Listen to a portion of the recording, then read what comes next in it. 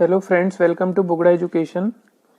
आज की इस वीडियो में हम लोग डिस्कस करेंगे 8th mathematics chapter 13 direct and inverse variation के इंपॉर्टेंट क्वेश्चंस जो हमने लास्ट ईयर के क्वेश्चन पेपर से सेलेक्ट किए हुए हैं। आप क्वेश्चंस देख सकते हैं।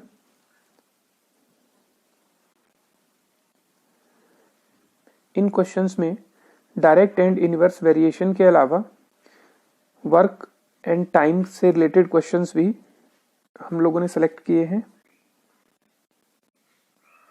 इसमें हर एक क्वेश्चन को हम लोग एक्सप्लेन करके बताएंगे। सो स्टार्ट करते हैं। Question number 1। Question number 1, if 15 kilogram of wheat cost rupees 540, find the cost of 9 kilogram of wheat।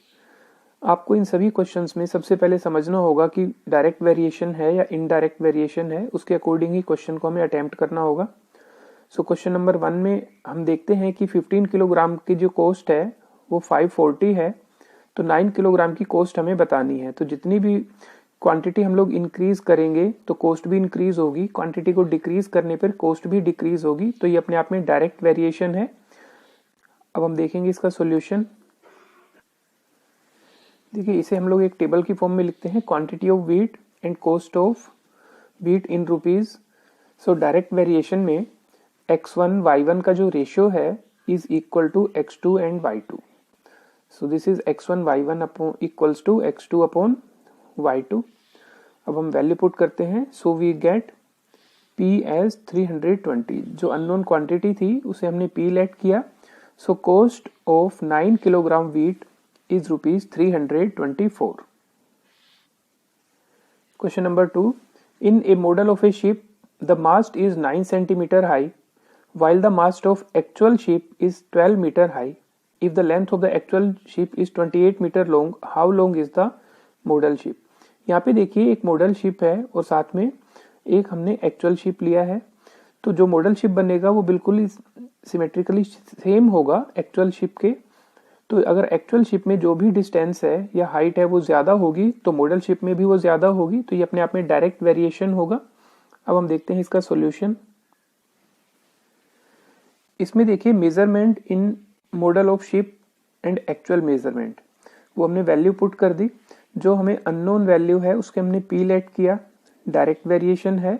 So x1 upon y1 equals to x2 upon y2, क्योंकि इसका जो रेशियो है वो अपने आप में इक्वल होगा in the case of direct variation. Value put की।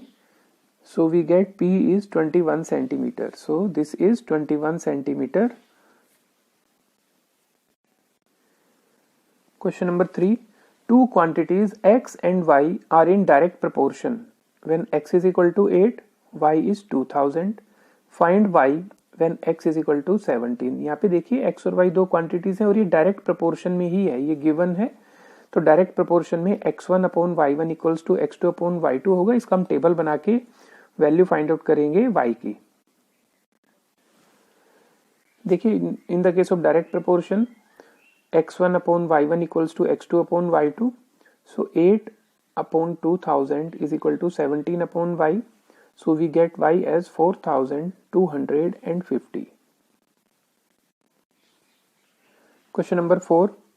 In a library, 136 copies of a certain book require a shelf length of 3.4 meter. How many copies of the same book would occupy a shelf length of 20.4 meter? तो यहाँ पे देखिए, जितने भी हम library में copies बढ़ाते जाएंगे उतनी ही हमें ज्यादा लेंथ चाहिए होगी शेल्फ के लिए। अगर कम नंबर ऑफ कॉपीज होंगी तो हमें उसकी लेंथ भी कम होगी। तो this is a direct proportion. इसके लिए भी हम लोग एक टेबल बनाएंगे, number of copies of books and shelf length in metre. तो यहाँ पे जो अननोन क्वांटिटी है that is number of copies of books, that is p for 20.4 metre. This is a direct proportion. तो हम इसमें x1 upon y1 equals to x2 upon y2 put करेंगे। So we get p is 816 number of copies of book. Question number 5. A car can finish a certain journey in 10 hours at the speed of 48 km per hour. By how much should its speed be increased so that it may take only 6 hours to cover the same distance? अब यहाँ पे देखिए दो quantities हैं, एक है हमारे पास time and other is speed. तो टाइम और स्पीड के अकॉर्डिंग हम लोग देखें तो अगर हम डिस्टेंस को इक्वल एज्यूम कर लेते हैं, सेम मान लेते हैं, तो अगर हमें स्पीड इंक्रीज करनी है तो इन दैट केस हमें टाइम कम लगेगा, और इन स्पीड को अगर हम कम रखते हैं तो हमें टाइम ज़्यादा लगेगा। तो इसमें इनवर्स प्रोपोर्शन होगा। अब देखते हैं इसका सॉल्यूशन। इसके लिए भी हम लोग टेबल बनाएंगे, speed in kilometre per hour and time in hours. Value put की, so unknown quantity is speed for 6 hour time. This is inverse proportion. Inverse proportion में इनका जो मल्टीप्लाई होगा वो कांस्टेंट होगा, so x1 y1 is equal to x2 y2। Direct के case में first column और सेकंड कॉलम में जो है डिवाइड करके इक्वल होगा, लेकिन इनवर्स के केस में इन दोनों का मल्टीप्लाई इक्वल होगा। तो 48 multiply 10 is equal to p multiply 6, so p is 80 kilometre per hour. तो यहाँ पे हमें बताना है कि उसकी इंक्रीज स्पीड जो है वो कितनी इंक्रीज होनी चाहिए। तो पहले उसकी स्पीड 48 थी, पहले उसकी जो स्पीड 48 थी, अब उसकी जो स्पीड है वो 80 होगी। सो 80 माइनस 48 तो 32 किलोमीटर पर आवर उसकी स्पीड को इंक्रीज करना होगा। Question number 6, two quantities x and y are said to be in dash if an increase in x causes a proportional decrease in y। अगर हम x को increase करते हैं तो उसके प्रोपोर्शनल में y डिक्रीज होता है, that means this is inverse और indirect proportion. Question number 7, 20 laborers can dig a pond in 12 days. How many days will it take 16 laborers to dig the same pond? अब यहाँ पे देखिए number of labours को अगर हम decrease कर देते हैं तो टोटल नंबर ऑफ डेज जो है वो इंक्रीज हो जाएंगे। इसको आप काफी इजीली समझ सकते हैं कि अगर बिल्डिंग कंस्ट्रक्ट हो रही है तो उसमें अगर 20 लेबर हैं वो 12 डेज में कंप्लीट करते हैं, लेकिन अगर लेबर कम आती है तो नंबर ऑफ डेज जो है वो ऑटोमेटिक इंक्रीज हो जाते हैं। तो यहाँ पे भी सेम केस होगा। एक क्वांटिटी को हम लोग अगर डिक्रीज कर रहे हैं तो दूसरी क्वांटिटी जो नंबर ऑफ डेज है वो इंक्रीज होगी। सो this is the case of indirect proportion. और इसके सॉल्यूशन के लिए हम एक वही टेबल बनाएंगे, number of labourers and number of days. So this is inverse proportion. Inverse proportion में x1 y1 is equal to x2 into y2 हमने वैल्यू पुट की and we get 15 days is the answer. Question number 8.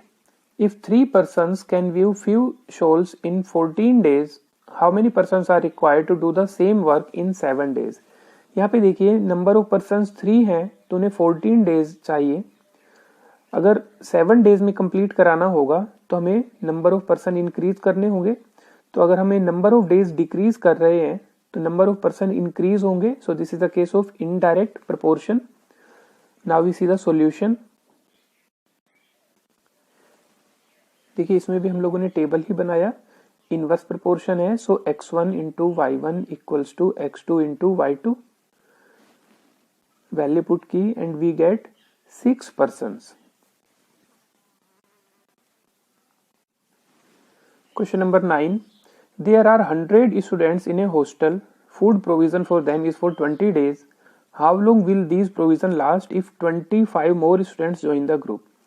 यहाँ पे देखिए 100 number of students हैं तो उनके लिए फूड 20 डेज का अवेलेबल है। अगर 100 की जगह 125, क्योंकि 25 मोर स्टूडेंट्स ज्वाइन कर रहे हैं, so total number of students would be 125। So number of students अगर हम लोग इंक्रीज करते हैं तो नंबर ऑफ डेज जो है वो डिक्रीज होगा। सो दिस इज इनडायरेक्ट प्रोपोर्शन। देखिए इसके सॉल्यूशन में भी number of students 100, number of days food last 20। Now number of students 100 plus 25 125, क्योंकि यहाँ पे 25 स्टूडेंट्स इंक्रीज हो रहे हैं, 25 है नहीं बल्कि इंक्रीज होंगे। So 100 plus 25 is 125 and number of days food last is P, ये हमने लेट कर लिया, इनवर्स प्रोपोर्शन है. So x1 into y1 equals to x2 into y2. So by putting the value we get p as 16 days. So number of days would be 16. Question number 10. A train is moving at a constant speed of 75 km per hour. How far will it travel in 20 minutes? Speed हमें given है 75 kilometre per our और हमें ये find out करना है कि 20 minutes में train कितना डिस्टेंस कवर करेगी. इस क्वेश्चन को हम लोग speed is equal to distance upon time के फॉर्मूले के थ्रू भी कर सकते थे, लेकिन हम इस तरह से भी कर सकते हैं कि डिस्टेंस हमें गिवन है 75 किलोमीटर, टाइम गिवन है 1 आवर, क्योंकि स्पीड जो है 75 किलोमीटर पर आवर है, time 20/60 hours, we have to find the distance.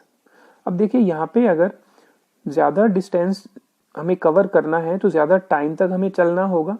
अगर हमारी स्पीड सेम है तो ज़्यादा डिस्टेंस कवर करेंगे, ज़्यादा टाइम कंज्यूम होगा. सो this is direct variation. So direct के लिए हम लोग इनका जो रेशियो है डिवाइड करके वो इक्वल लेते हैं, तो x1/y1 equals to x2/y2. So by putting the value we get 25 kilometre. Question number 11. A 250 meter long train is moving at a constant speed of 72 km per hour. How much time will it take to cross a bridge 150 meter long? अब देखिए इस question को हम लोग समझते हैं. 250 metre train है, train की लेंथ है, वो एक constant speed 72 kilometre per our से चलती है. तो एक जो ब्रिज है 150 मीटर लॉन्ग, उसको क्रॉस करने में कितना डिस्टेंस, कितना टाइम कवर होगा. देखिए ये ट्रेन है 250 मीटर, ये ब्रिज है 150.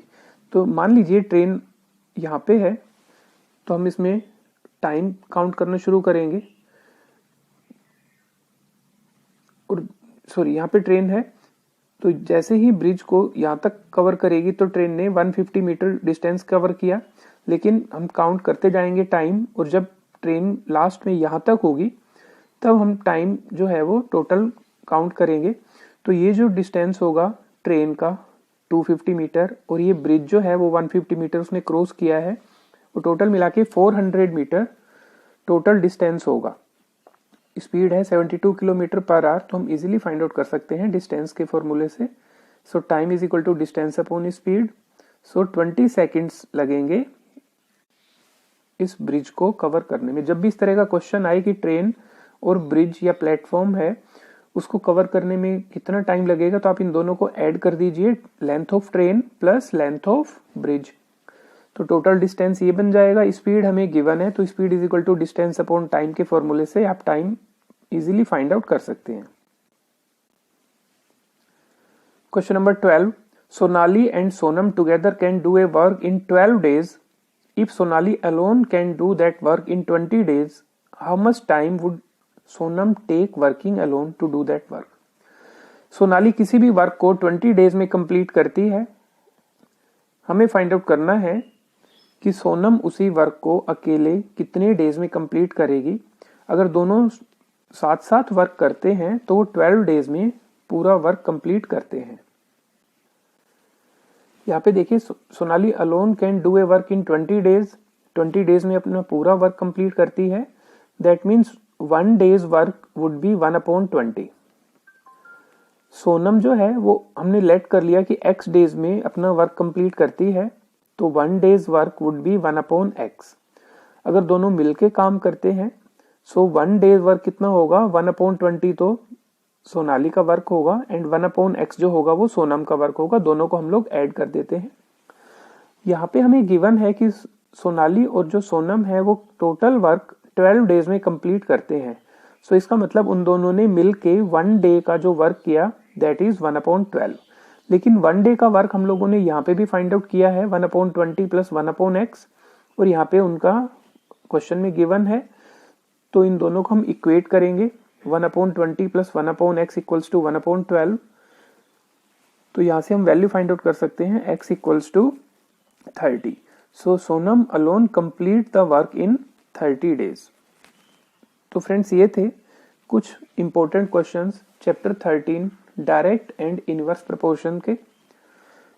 इसके अलावा हम लोगों ने कुछ और चैप्टर्स के भी इंपॉर्टेंट क्वेश्चंस की वीडियो अपलोड की है, आप उसका लिंक भी डिस्क्रिप्शन बॉक्स में देख सकते हैं। वीडियो पसंद आए तो अपने फ्रेंड्स के साथ शेयर करें। चैनल पर नए हैं तो इसे सब्सक्राइब करके बेल आइकन को प्रेस कर दें, जिससे सबसे पहले नोटिफिकेशन आपको मिल सके। And thank you very much for watching this video.